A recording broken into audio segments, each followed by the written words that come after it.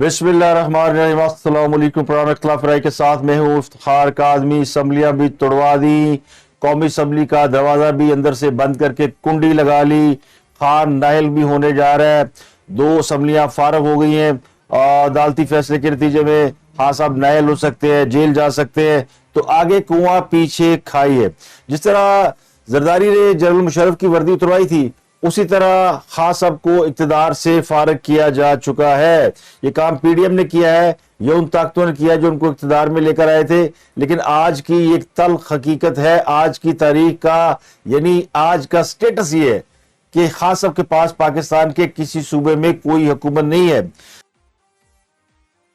जिस 22 साल जद्दोजहद के नतीजे में वो इक्तदार में आए थे, वो उन्होंने अपने 4 साल दौरे हुकूमत और 10 माह की जद्दोजहद के बाद उसको दोनों हाथों से उन्होंने उसको ज़ाया कर दिया। तो आज खान साहब के पास कोई किसी सूबे में हुकूमत नहीं है। तो कल उनको बेशक किसी सूबे की हुकूमत मिल जाए, पाकिस्तान की हुकूमत मिल जाए, लेकिन आज की तारीख ये बताती है कि आज खान साहब जो है वो फिर से सड़कों पर हैं। खान साहब का स्टेटस वही है जो 2013 से पहले का था। 2013 का जब इलेक्शन हुआ था तो उन्हें खैबर पख्तूनख्वा की हुकूमत मिल गई थी। उस वक्त की हुकूमत अगर चाहती तो खैबर पख्तूनख्वा में उनकी हुकूमत ना बनती, लेकिन उस वक्त कुछ फरमाइशें थी और कुछ लोग चाहते थे कि खान साहब को अकोमोडेट किया जाए। तो उस वक्त की हुकूमत ने अकोमोडेट किया और खान साहब को खैबर पख्तूनख्वा में हुकूमत बनाने दी। जबकि वहां पर जो लोग हुकूमत बनाना चाहते थे वो अपोजिशन में चले गए। तो खान साहब ने खैबर पख्तूनख्वा में हुकूमत की। तो खैबर पख्तूनख्वा में हुकूमत के 10 साल बाद जो खैबर पख्तूनख्वा का हाल हुआ है वो सबके सामने है। आज पाकिस्तान का जो सबसे कमजोर सूबा है बलूचिस्तान से भी 4 हाथ आगे। बलूचिस्तान में भी सूरत हाल बेहतर है, लेकिन खैबर पख्तूनख्वा में सूरत हाल दगरगू हो चुकी है। जहां के बारे में ये दावे किए जाते थे कि वहां की पुलिस बड़ी आइडियल है और वहां जो है वो दूध और शहद की नहरें बह रही हैं, वहां पे डैम बन गया है, वहां पे पर कैपिटा आमदन बढ़ गई है और वहां पे बड़े खुश है लोग। तो वो सबको पता है कि वो कितने खुश है। लेकिन उस सूबे में हुकूमत के बाद और वफाक में हुकूमत करने के बाद खान साहब से जो है ना वो कल रात को 10:10 पर मुकम्मल तौर पर इक्तदार वापस हो चुका है। ये इक्तदार किसी और ने उनसे लिया या नहीं लिया, खान साहब ने बखुशी अपने दोनों हाथों से दिया। जनरल मुशर्रफ की वर्दी अपनी खुशी से उतारी थी। जनरल मुशर्रफ से कोई वर्दी उतरवा नहीं सका था और ना किसी में इतनी जरूरत थी कि जनरल मुशर्रफ को हुक्म देकर वर्दी उतरवाता। लेकिन जो सियासी खिलाड़ी होते हैं वो फिर सियासी चालों से अपने मुखालफिन को इस तरह मात देते हैं कि किसी को कानो कान खबर नहीं होती। और पता उस वक्त चलता है कि जब पांव के नीचे से जमीन खींच ली जाती है। तो जनरल मुशर्रफ के साथ भी हुआ। वर्दी के साथ भी ताकतवर सदर थे और जो आज के वज़ीर आला पंजाब है चौधरी फरूख अली, ये उस वक्त तो उन्हें वर्दी में ताहयात सदर मुंतखब कराने के लिए भी कोशिश करते थे। ये उस वक्त जनरल मुशर्रफ को भी अपना ताहयात कायद मानते थे, जिस तरह आज इमरान खान को अपना कायद मान रहे हैं और कायद आज़म सानी मान रहे हैं। तो ये वक्त का फेर होता है, वक्त का चक्कर होता है। जितनी मेहनत से इक़्तिदार में खान साहब को लाया गया था, उनका एक बुत, एक मुजस्समा तराशा गया था, आज वो बुत तकरीबन पाश हो चुका है। खान साहब के पास कोई इक़्तिदार नहीं है। खान साहब 2013 की सिचुएशन पर है, सड़कों पर है, फिर से सड़कों पर निकलेंगे, फिर से तहरीक चलाएंगे, फिर से इलेक्शन लड़ेंगे और फिर से हुकूमत में आने की कोशिश करेंगे। तो ये लाइन दोबारा वहीं से शुरू हो गई है जहां से पहले ये लाइन शुरू हुई थी। तो ये सारी कहानी, अब मुकाबला बराबर है। वो जो कहते हैं ना लेवल प्लेइंग फील्ड, तो अब लेवल प्लेइंग फील्ड मिल गई है सियासी जमातों को, सियासी जमातों ने ले ली है। खान साहब को तो ये समझ उस वक्त आएगी जब 2-4 हफ्ते या 2-4 महीने गुजरेंगे। मुशर्रफ को भी वर्दी उतारते हुए बिल्कुल समझ नहीं आई थी और लोग समझते थे कि मुशर्रफ ने बड़ा अच्छा काम किया और अब वो जो है वो एक बाकायदा सिविलियन सदर बन गए हैं। लेकिन वो 1 साल भी सदर नहीं रह सके और उनको अगलों ने पतली गली से निकाल बाहर किया। तो खान साहब के पास जो असल ताकत थी वो इक़्तिदार थी। खान साहब के पास जो असल ताकत थी वो एस्टेब्लिशमेंट का लाडला होना था। खान साहब के पास जो असल ताकत थी वो अदलिया का महबूब होना था। तो अभी तक खान साहब जो है वो इनमें से तीनों चीजों से महरूम हो चुके हैं और खान साहब के आगे कुआं है और पीछे खाई है। अब फिर से उन्हें वो मेहनत करना पड़ेगी और अब उन्हें हकीकी मानों में जमहूरी लीडर बनकर जद्दोजहद करनी पड़ेगी। जेलें भी बर्दाश्त करना पड़ेंगी, कैदोबंद की सोबतें भी बर्दाश्त करना पड़ेंगी। ये सारी चीजें एक सियासतदान की जिंदगी का हिस्सा होती हैं और इसको रूल आउट नहीं किया जा सकता। खान साहब पर अब तक किसी ने हाथ इसलिए नहीं डाला था कि खान साहब बहुत से लोगों के महबूब थे, और महबूब तो महबूब होता है, लेकिन उनकी जो महबूब की जाज़बियत है वो हर गुजरते वक्त के साथ कम होती जाती है। यही खान साहब के साथ हुआ है। अब वो महबूब नजर नहीं है, वो समझते हैं कि वो अब भी अवाम के महबूब है, तो अवाम उन्हें दोबारा इख्तिदार में ले आएंगे तो 100 बिस्मिल्लाह। अब अगर वो इख्तिदार में आएंगे तो फिर कोई उनके ऊपर ये उंगली नहीं उठा सकेगा कि वो किसी के कंधों पर बैठकर आए हैं। वो भी उसी सफ में खड़े हो जाएंगे जिस सफ में पाकिस्तान के दीगर सियासतदान जो कि जमहूरी जद्दोजहद के नतीजे में आते हैं वो खड़े होते हैं। शेर रशीद की तरह नहीं GHQ के गेट के पीछे बैठकर जिन्होंने पूरी जिंदगी सियासत की और आज वो दरवाजा बंद होने पर उन्हें बुरा भला कहते हैं। तो ये पाकिस्तान की इस वक्त स्टेटस है। यानी अगर मैं इसको एक जुमले में समअप करूं तो पहुंची वहीं पे खाक जहां का खमीर था। इस जुमले को अगर आप जाके इसका ट्रांसलेशन कर ले तो आपको समझ में आ जाएगी पंजाबी चनु कहते हैं जिथों दी खोती ओथे आन खलोती। तो अगर आप स्टेटस देखेंगे तो खास के पास आज क्या है? कुछ भी नहीं। उनके पास ना पंजाब में हुकूमत है, अच्छी भली हुकूमत थी, ताकतवर थे, सारे नोगे लाया सी, हुकूमत गई। खैबर पख्तूनख्वा हुकूमत थी, वो भी गई। खुद ही अपने हाथों से कौमी असम्बली में थे तो वहां से निकल आए। अब कोशिश कर रहे थे, अब हाँ सबको समझ आना शुरू हो गई थी कि उनके हाथों से बहुत कुछ निकल चुका है, तो उन्होंने आखिरी वारदात डालने की कोशिश की कि कौमी असम्बली में पनाह ली जाए, कौमी असम्बली को पनाहगाह के तौर पर इस्तेमाल किया जाए। वो कहते हैं ना कि चोर फिर अपने डेरे की तरफ देखता है, तो डेरा तो सियासतदानों का पार्लियामेंट है।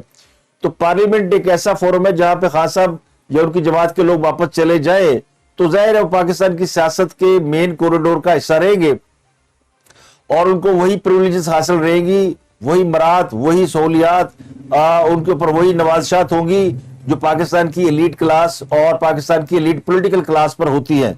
लेकिन अब वो इससे महरूम हो गए। गिलगित बल्तिस्तान और आजाद कश्मीर में उनकी हुकूमत है, लेकिन उसका नेशनल पॉलिटिक्स से कोई ताल्लुक नहीं है।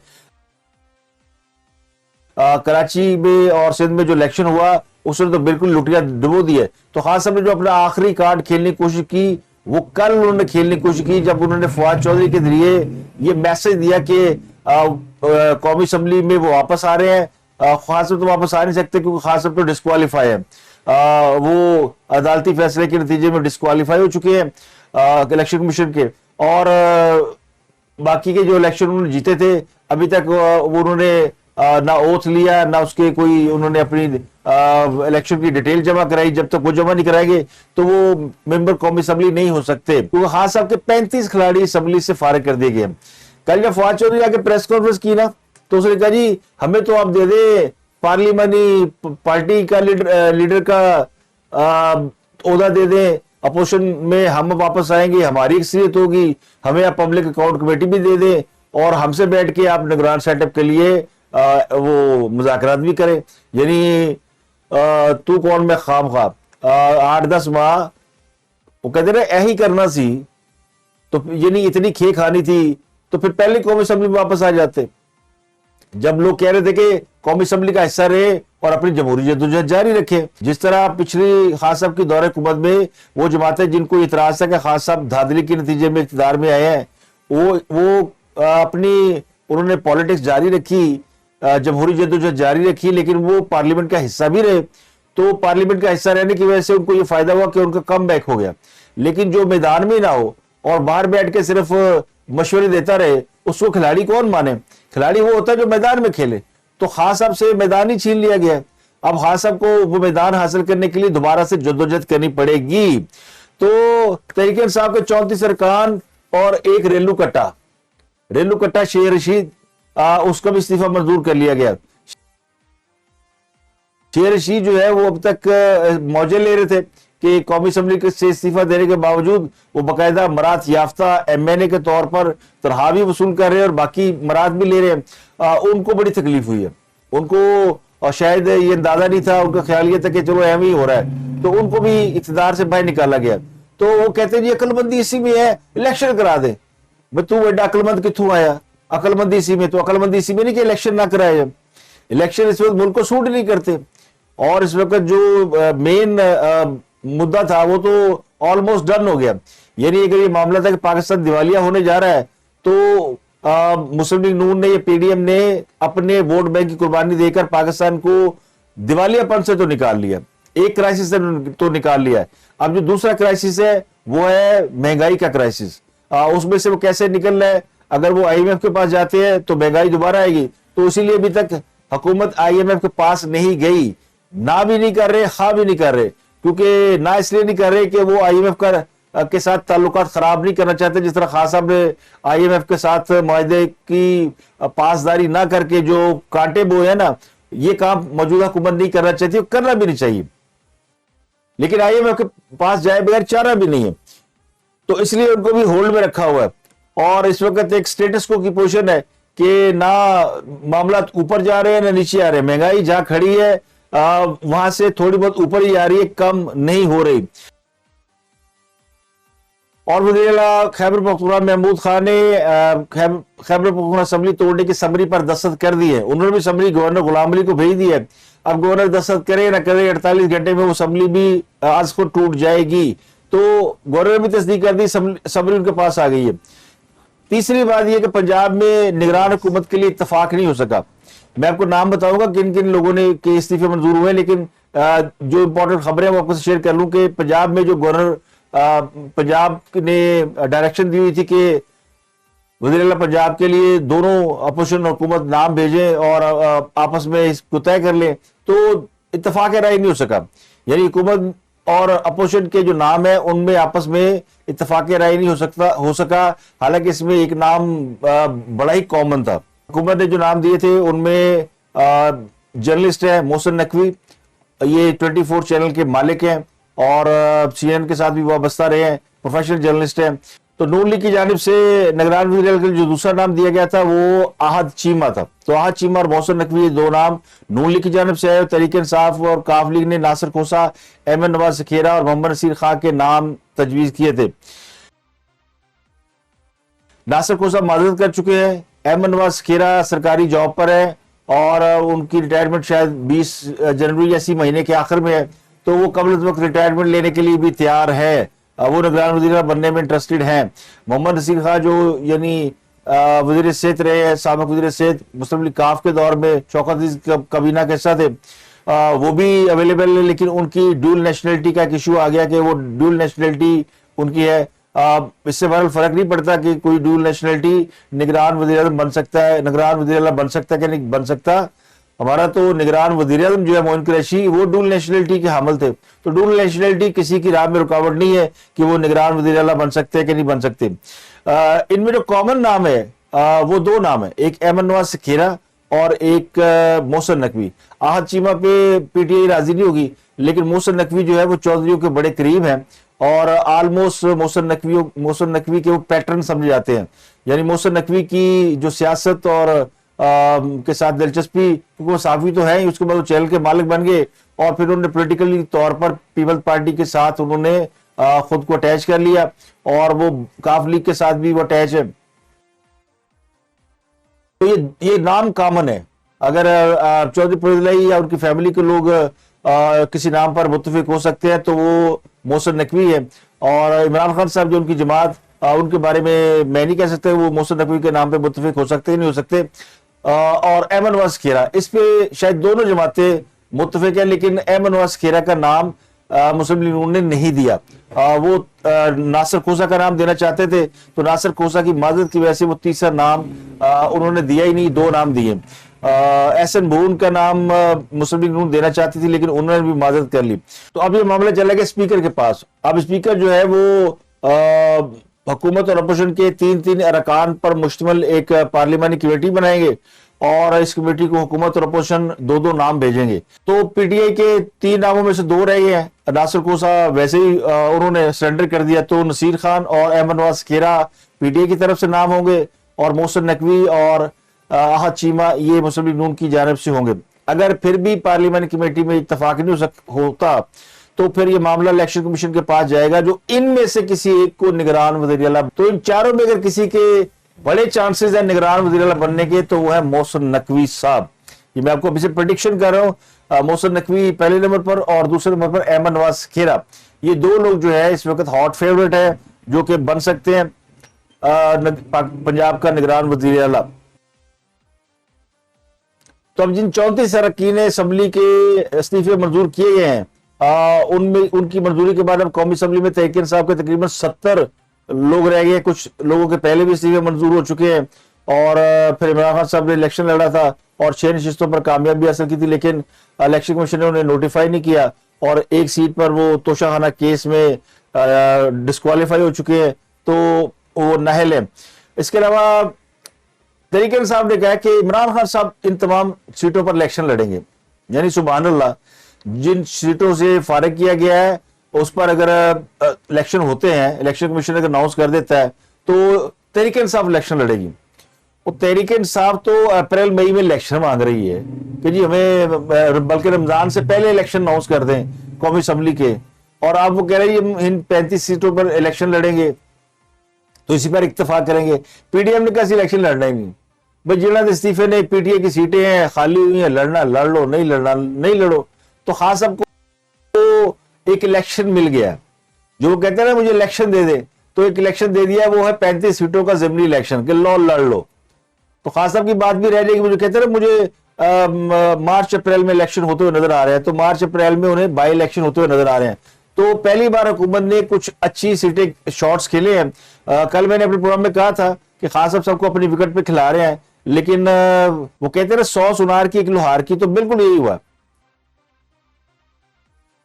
एक ऐसी ही यानी पॉलिटिकल मूव है जिसके नतीजे में सूरत हाल जो बड़ी तब्दील हो गई है। अब इनमें जिन अरकान असम्बली के इस्तीफे मंजूर किए गए, ये 35 कौन लोग हैं? लोग कह रहे हैं जी 35 पंक्चर, वो ख्वाजा साहब ने कहा जी 35 पंक्चर हमने लगा दिए, अब ट्यूब नहीं ले लें। ये वो लोग हैं जिनके इस्तीफे मंजूर किए गए हैं जो कि एक्चुअली पीटीआई के लोग हैं। 34 उनमें से वो है जो कि पीटीआई के लोग हैं, चाहे वो राइट लेफ्ट से आके पीटीआई में शामिल हुए या शामिल कराए गए। बाकी अब जो बच गए ये वो इलेक्टेबल्स हैं जो इमरान खान साहब को दिए गए थे। खान साहब की जो एक्चुअली सीटें हैं जो बनती थी 2018 के इलेक्शन में, जिनकी प्रेडिक्शन थी, जिनके पास सर्वे था कि ये वो 35 से 40 सीटें हैं और ये वही सीटें हैं, वो सारे बंदे कट के साइड दे रहते हैं कि खान साहब की टीम एक्चुअली, जो खान साहब की टीम है पीटीआई के लोग, वो एक्चुअली कौन है? बाकी तो वो लोग हैं जो उधार के और बिन मांगे, वो मांगे तांगे के सियासतदान है। मुराद सईद, उमर अयूब, असद कैसर, पुनीत खटक, इमरान खटक, शहरियार अफरीदी, अली अमीर खान, नूरुल हक कादरी, राजा शहजाद अनवर, अली नवाज अमान, असद उमर, सदाकत अली खान, गुलाम सरवर अमान, शेख राशिद शफीक, शेख रशीद अहमद, मंसूर खान, फवाद अहमद, फाजिल चौधरी, सनाउल्लाह खान मस्ती खेल, मोहम्मद खमाद अजहर, शफकत महमूद, आमिर डोगर, शाह महमूद कुरैशी, जरताज गुल, फहीम खान, सैफुर रहमान, आलमगीर खान, अली हैदर जैदी, आफ्ताब हुसैन सदीकी, अताउल्लाह, आफ्ताब जहांगीर, मोहम्मद असलम, नजीब खान, कासिम खान सूरी, आली हमजा और कमल शोजब। ये समझ ले पीटीआई के वो लोग हैं जो इस वक्त पीटीआई में एक्टिव हैं, लीडर हैं, और ये बुनियादी तौर पर पीटीआई के ये इस वक्त इमरान खान साहब के हल्काए इरादतमंदान में शामिल हैं। बाकी जो लोग हैं वो परिंदे थे, उड़कर आए थे, इस घोंसले पर बैठे, इख्तियार जो है किया, अब वो कहते हैं जी असी इमरान खान के नाल नहीं है। इनमें बहुत से लोग स्पीकर से राब्ते में है और बहुत से लोग जो है वो MNA हॉस्टल में मुकीम है। ये हुकूमत का मौकफ है। तो हुकूमत ने एक बड़ी जबरदस्त चाल चल दी है, उस चाल के नतीजे में गेम जो सारी है वो हुकूमत ने उलट दी है, पलट दी है बल्कि गेम। तो एक ही बाजी में सारी गेम जो पलट दी गई है। तो 28 जुलाई 2022 को स्पीकर ने 11 अरकान असम्बली के इस्तीफे मंजूर किए थे, आप 35 के किए हैं, तो पीछे इनके कुछ 70 लोग रह गए हैं। और जो जिनके पहले इस्तीफे मंजूर हो चुके हैं उनमें अली मोहम्मद खान, फजल मोहम्मद खान, शौकत अली, फखर जमा खान, फरूख हबीबी, जाज शाह, जमील अहमद खान, अकरम चीमा, शीरी मजारी, शानदाना गुलजार, अब्दुल शकूर शाह, और मतलब ये 11 लोग शामिल हैं। तो ये कहानी अगर आपको समझ में आई है कि जो मैं आपको बयान कर रहा हूं वो है करंट स्टेटस कि खान साहब का आज का स्टेटस क्या है।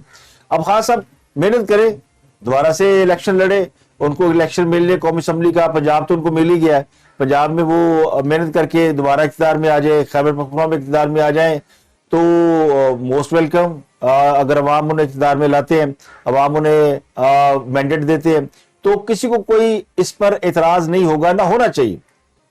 लेकिन जो 2018 का इलेक्शन है ना, वो तो यानी सिक्का बंद है ना कि उनको लाया गया था। तो अब तो लोगों की आंखें खुल चुकी हैं। अब खान साहब की वो पोजीशन है नहीं कि वो 35 सीटों पर इलेक्शन लड़े और 35 पर जीत जाए। और ये मैं समझ रहा हूँ कि ये भी तहरीक इंसाफ ने अभी ताजा ताजा जख्म है ना, तो जैसे ही कोई चोट लगती है तो आह की आवाज निकलती है। तो ये आह की सूरत में निकला कि हम लड़ेंगे। लड़ने लड़ने कोई नहीं भाई, इन्होंने अब क्या इलेक्शन लड़ना है। और अगर ये इन्होंने सिर्फ बाई इलेक्शन लड़ना है तो उसका मतलब ये है कि ये मौजूदा असम्बली में वापस आना चाहते हैं और फिर असम्बली जो है वो अपनी मुकर्रर मुद्दत तक चलेगी, जो कि अक्टूबर है। मेरा गुमान ये कि इलेक्शन अपने वक्त पर हो जाएगा। अगर हो भी जाता है अक्टूबर के अंदर इलेक्शन, तो फिर खास अब दोबारा इख्तियार में आ पाएंगे, ये बहुत बड़ा क्वेश्चन मार्क है, इस पे डाउट है। अब मैं आपको बताता हूँ कि ये जो बड़ी खबर है, इसके अंदर जो नुक्ता है कि जब इन अरकान असम्बली के इस्तीफे मंजूर किए गए तो उससे पहले चीफ इलेक्शन कमिश्नर की मुलाकात हुई है चीफ जस्टिस ऑफ पाकिस्तान से। और chief election commissioner supreme court गए थे, उन्होंने चीफ जस्टिस से मुलाकात की। उस मुलाकात में आधा घंटा मुलाकात रही, कोई खुफिया मुलाकात नहीं थी, सबको पता है मुलाकात हुई है। उस मुलाकात के बाद ये फैसले आए। उस मुलाकात के बाद इन अरकान असम्बली के इस्तीफों का मंजूर होना ये बताता है कि ये मामला डिस्कस हुआ और इसके ऊपर जो लीगल पोजीशन है वो चीफ इलेक्शन कमिश्नर ने बताई होगी चीफ जस्टिस को। और कल सुप्रीम कोर्ट ये तासुर दे रही थी कि सुप्रीम कोर्ट पीटीआई को कौमी असम्बली में वापस भेजने के लिए या दाखिल कराने के लिए जोर लगा रही है। और कल तो ये पूछा गया अदालत के अंदर कि क्या पीटीआई अगर वापस आती है तो हुकूमत उनके साथ बैठने के लिए तैयार होगी, नैब तरमीम का केस हम वापस भेज दें। तो सुप्रीम कोर्ट की ख्वाहिश ये थी कि पीटीआई कौमी असम्बली में वापस जाए और उसका हिस्सा बने। और यही समझदारी की बात तो यही है ना, कोई एक प्लेटफॉर्म तो खास साहब के पास रहे ना, जिससे वो कह सके कि वो इक़्तिदार का हिस्सा है, क्योंकि जितना हुकूमत का हिस्सा होता है पार्लियामेंट के अंदर उतना ही अपोजिशन का भी होता है। लेकिन वो खुद ही अपने हाथों से अपनी कश्तियां जला चुके हैं और वो उनके इरादे जो भी हैं और उनके ख्यालात जो भी हैं, वो इस इलेक्शन के बाद या थोड़ा अरसा गुजरने के बाद जब उनके ऊपर वो वक्त आएगा जो कि अमूमन ऐसे सियासतदानों पर आया करता है जिनके पास इक्तिदार नहीं होता या जो इक्तिदार से निकाले जा चुके होते हैं या जिन्हें इक्तिदार से धुतकारा जा चुका है, खा वो जनरल परवेज मुशर्रफ हो, खा वो कोई और हो। ये तारीख है और तारीख बताती है कि पाकिस्तान में जिसके हाथ में ताकत है उसको कोई हाथ नहीं लगा सकता, और जब ये ताकत निकल जाती है तो उसको कोई बचा नहीं सकता।